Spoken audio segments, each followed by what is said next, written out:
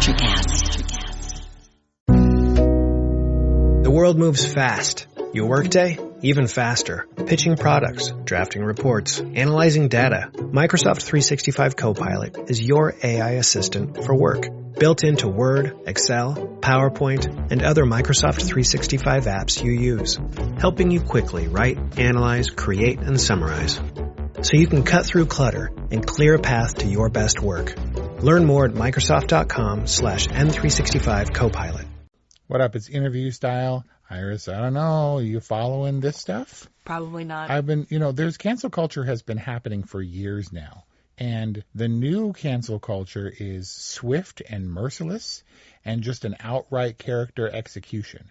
And a sudden turn that's so abrupt that it's kind of bewildering to me. Like Chris Pratt was turned upon, and now your boy is experiencing rather severe backlash. Shammy? Timothy Chalamet talked about opera and something else in theater, and I don't know if the comment was offhanded or whatever, where he's like, yeah, but nobody pays attention to those things. Like, he basically said, paraphrasing, that opera and that kind of stuff doesn't matter. And everybody was like, whoa there, buddy, young whippersnapper, how dare you? And he's experiencing some backlash.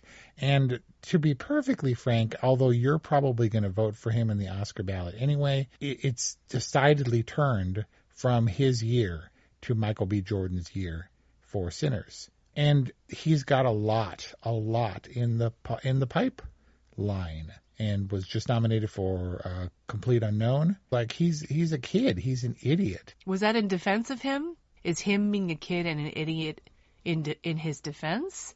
Or does that mean that we should cancel him because he's a kid and he's an idiot and he doesn't deserve to win Oscars?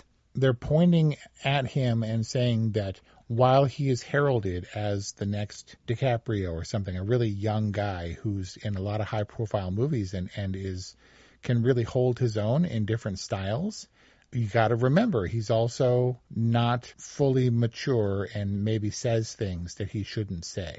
And not in a malicious way. It just seems like he has opinions and he believes that because he's Timmy Shammy, those opinions are valid. I mean, it's probably fair that he's a little unanchored, untethered, because he did achieve fame relatively early in life and might think that because he doesn't care about opera that other people don't. But also, would it have been different if he had phrased it like, I don't care about opera?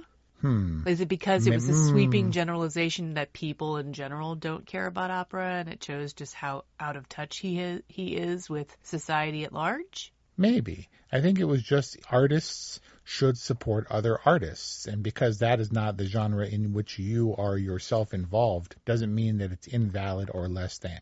Probably came out wrong, but people love to jump on stuff that come out wrong and vilify people. Opera is what people are coming out in defense of? It seems so. Maybe because they need ammunition against Timothy Chalamet. For example, if there's a lock this year, and if there's one I would bet the farm on, as much as I don't necessarily agree, it would be that, because this is being recorded before the Oscars, it would be that Jessie Buckley is a lock for Hamnet. But why? For Best Actress. Why? Because it's a flashier upfront role, because she seems to be kind of the actress of the moment, whereas Rose Byrne, who's been toiling for decades, not really toiling, she's been in some huge movies that were great. It's a different kind of role, I think, for If I Had Legs, I'd Kick You. And it was, Hamnet is Shakespeare, and there's lots of crying, and there's lots of screaming, and she was great. Why? Maybe it's a little bit of a Kobe situation where she just has a lack of real competition. But it seems like, because she's won all the preceding awards, and yet Jessie Buckley went from her strong Oscar-nominated, probably winning turn in Hamnet to Maggie Gyllenhaal's The Bride, which is bombing spectacularly, very divisive among critics, and is not doing well. And people are suggesting that the failure of The Bride in the minds of Oscar voters could seriously threaten her Oscar chances. What's up with that? That doesn't seem fair. The Oscar ballots close really late in the award season process.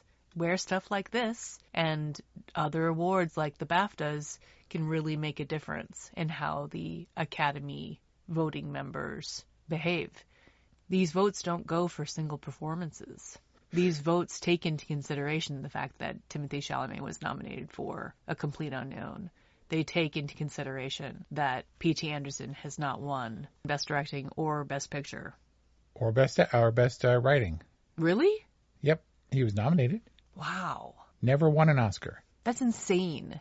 And speaking of Paul Thomas Anderson and There Will Be Blood in particular, there's Tarantino, who seems to have arrived at his angry, yelling old man stage in his career. A perilous time, given that a lot is riding on what he says will be his 10th and final film, and the capper may be tainted by the public favor sentiment turning against Tarantino really late, given how much controversy his writing and his N-words have stirred up. Right now, Rosanna Arquette, who was Jodie in Pulp Fiction, is saying that his use of the N-word is reprehensible and she hates it. And he's like, I seem to remember you cashing the checks and being grateful that I gave you, kind of a thing in my big movie or whatever.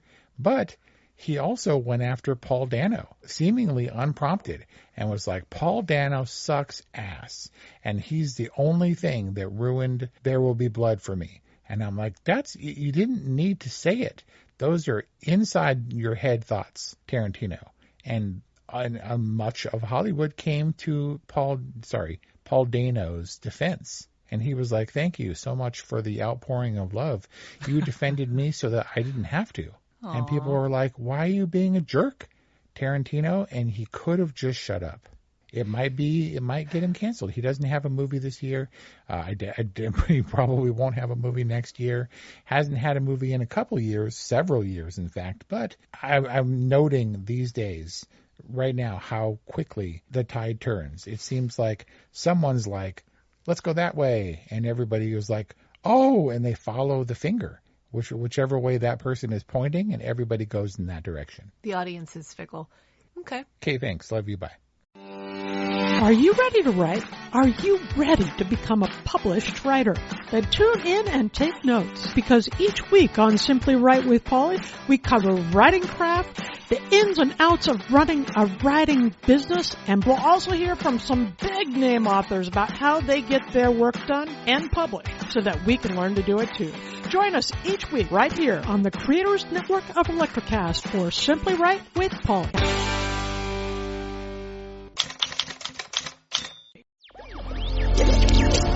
Electrocast.